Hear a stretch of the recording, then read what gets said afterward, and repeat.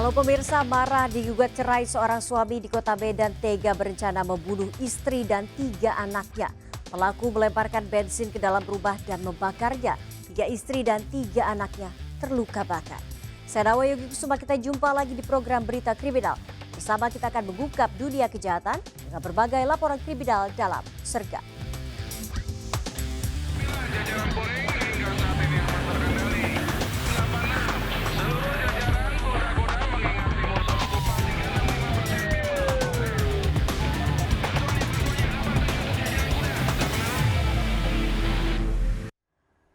Pemirsa, akibat dendam lama, 2 kelompok warga di Kota Makassar, Sulawesi Selatan terlibat tawuran saling serang dengan panah dan petasan. Polisi melepas tembakan peringatan dan gas air mata untuk membubarkan tawuran. Seorang polisi terkena ledakan petasan di bagian wajah.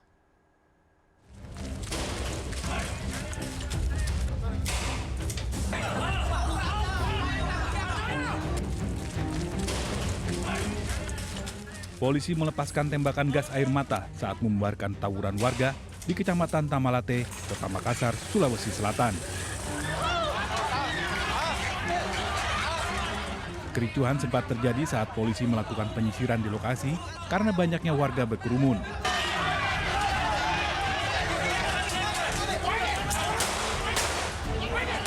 Polisi pun terpaksa melepaskan tembakan peringatan untuk menghalau warga yang hendak mengambil paksa pelaku tawuran yang sudah ditangkap polisi. Saat tawuran, warga saling serang dengan menggunakan anak panah, batu serta petasan. Seorang polisi terkena ledakan petasan di bagian wajah saat membubarkan tawuran.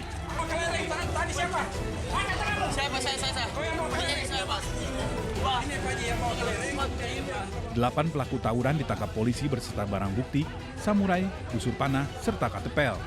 Polisi juga mengamankan seorang warga karena menghalangi polisi membawa pelaku tawuran. Penyebab tawuran diduga akibat dendam lama. Bahwa kedua kubu memang ada salah satu masyarakat yang memang sengaja untuk bagaimana kedua kelurahan ini bisa tidak aman. Nah, inilah yang nanti menjadi tugas kami untuk mengadakan perubahan di lapangan. Siapa aktor intelektualnya? Polisi masih berjaga di lokasi untuk mencegah tawuran susulan. Dari Makassar, Sulawesi Selatan, Muhammad Nurbone melaporkan. Pemirsa, seorang begal di Kota Makassar, Sulawesi Selatan dikepung warga usai kepergok melakukan aksinya. Pelaku dikenal sadis dan mengancam korban dengan senjata tajam.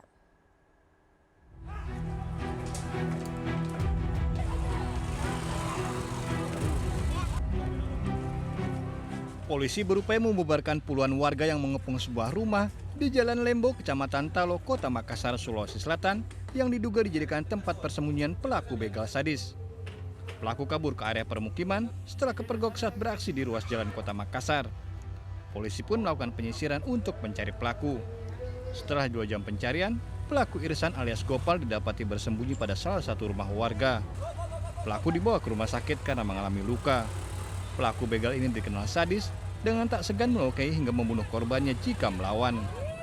Diri sebagai catatan sudah seringkali melakukan tindak pidana dan merupakan seorang residivis. Bukti yang kami temukan waktu di TKP saat pelaku berupaya melarikan diri, pelaku berusaha menyerang salah satu petugas kami dengan sebilah badik yang... Di lokasi polisi juga menyita barang bukti senjata tajam jenis parang yang digunakan pelaku saat mengancam korban. Dari Makassar, Sulawesi Selatan, Leo Muhammad Nur, iNews melaporkan.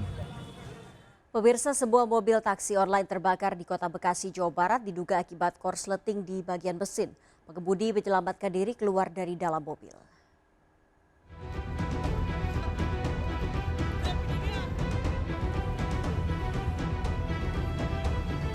Dalam video amatir terlihat sebuah mobil terbakar di Jalan Kiai Haji Nur Ali, Kalimalang, Kota Bekasi, Jawa Barat. Kobaran api membuat pengendara lain panik. Api dengan cepat menghanguskan seluruh bagian mobil. Diduga penyebab kebakaran akibat korsleting listrik di bagian mesin. Pemilik kendaraan yang merupakan pengemudi taksi online berhasil keluar menyelamatkan diri. Taksi online. Taksi online ya? Ada korban jiwa nggak Bang dalam kebakaran ini Bang? Kebakaran ini tidak ada korban jiwa. Sementara pemilik dalam posisi bisa menyelamatkan diri keluar. Penyebab pasti terbakarnya mobil masih diselidiki polisi. Dari Bekasi, Jawa Barat, Rahmat Hidayat melaporkan. Pemirsa, satu keluarga di Johar Baru, Jakarta Pusat menjadi korban akibat ledakan gas LPG di toko kelontong sekaligus rumah korban. Kakak beradik yang masih balita tewas, sedangkan kedua orang tuanya mengalami luka bakar serius.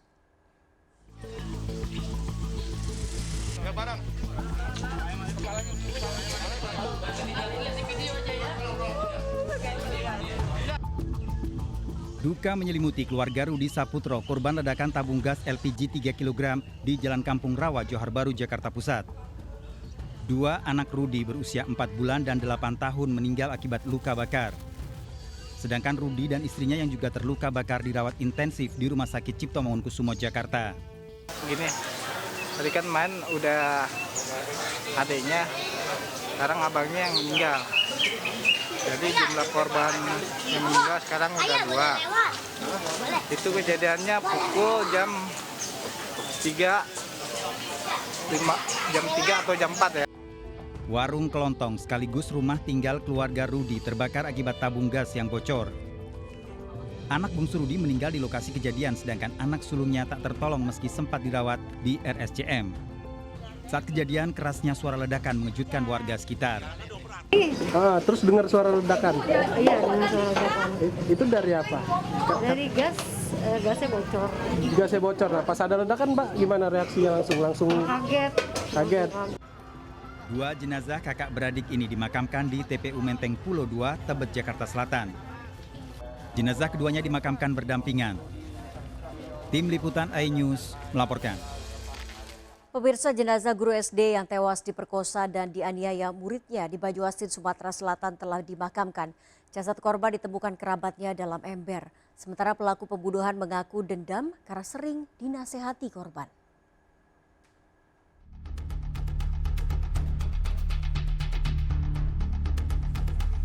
Diiringi kerabat dan keluarga, jenazah Zuniar dimakamkan di TPU Kemboja, Ilir Timur 1 Palembang.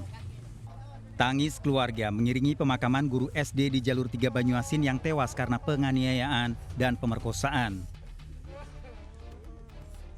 Korban dimakamkan setelah divisum di rumah sakit ditemukan sejumlah luka akibat penganiayaan. Dari hasil penyelidikan polisi, pelaku, muridnya, selain melakukan tindak kekerasan seksual, juga melakukan pencurian. Olah TKP diduga adanya sperma pelaku. Namun nantinya akan kita cocokkan sperma pelaku dengan yang di tubuh korban. Ada barang yang hilang? Sementara barang yang hilang HP 2, waktu kita tangkap amankan pelaku AR sempat dipegang di badannya ada. Sebelumnya warga desa Marga Rahayu Sumber Marga Telang Banyuasin menemukan mayat Junior tewas disembunyikan dalam ember di rumahnya. Jasad korban ditemukan teman sesama guru yang akan mengambil kunci perpustakaan yang dipegang korban. Teman korban curiga menemukan tumpukan kain di dalam ember besar yang diikat menggunakan tali. Tim Puma Polres Banyuasin menangkap pelaku yang merupakan mantan murid dan tetangga korban. Dari hasil pemeriksaan di kantor polisi, pelaku mengakui perbuatannya yang dilatar belakangi dendam lama. Jadi kau dendam? Iya. Bener ini, kau dendam sama dia? Sama korban itu? Ada tetangga korban yang memang sering ngintip korban pada saat mandi. Nah, dari kecurigaan itu, para penyidik menjemputlah tersangka ini. Pada saat dijemput, barang bukti handphone 2 biji yang milik korban ternyata ada padanya. Pelaku mengaku sebelum tewas korban sempat diperkosa. Hingga kini tersangka masih menjalani pemeriksaan dan dijerat pasal berlapis tentang pembunuhan dengan pemberatan dan terancam hukuman seumur hidup. Sementara barang bukti yang diamankan, pakaian dan handphone milik korban, ikat pinggang milik pelaku yang digunakan untuk menganiaya. Dari Palembang, Sumatera Selatan, Firdaus iNews melaporkan. Pemirsa, untuk mengungkap pelaku pembunuhan karyawan TV swasta, polisi melibatkan anjing pelacak dalam olah tempat kejadian perkara di lokasi temuan mayat.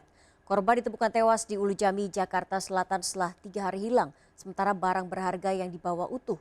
Dari tubuh korban setelah divisum ditemukan sejumlah luka akibat senjata tajam.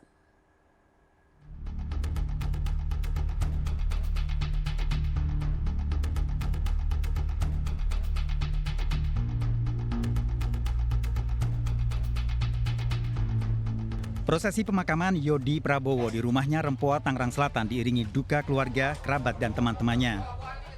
Setelah disolatkan di masjid setempat, jenazah Yodi dimakamkan di TPU tak jauh dari tempat tinggalnya, diiringi isak tangis kerabat. Selama 3 hari tidak pulang, keluarga sempat mengira Yodi menginap di rumah temannya. Keluarga sempat akan melapor ke kantor polisi, namun lebih dulu polisi yang datang dan memberitahu Yodi ditemukan tewas. Yodi dikenal keluarganya taat, rajin beribadah, dan supel dalam pergaulan.